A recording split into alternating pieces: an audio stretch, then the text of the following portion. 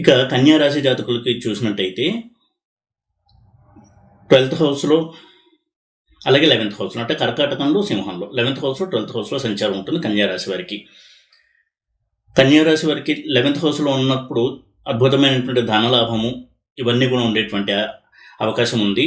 వ్యాపార విస్తరణ ఇవన్నీ చేస్తారు. ఎప్పుడైతే సింహంలోకి ప్రవేశిస్తారో కొంతవరకు ఆరోగ్యపరమైనటువంటి ఇబ్బందుల్ని వారు ఫేస్ చేయాల్సి ఉంటుంది.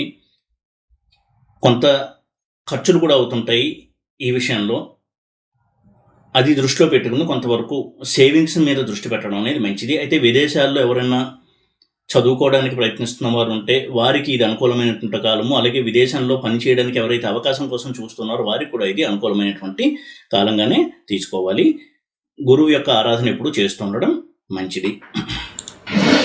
ఇక తులారాశి విషయానికి వచ్చినట్టయితే 10th హౌస్ 11th హౌస్లో ట్రాన్సిట్ ఉంటుంది కాబట్టి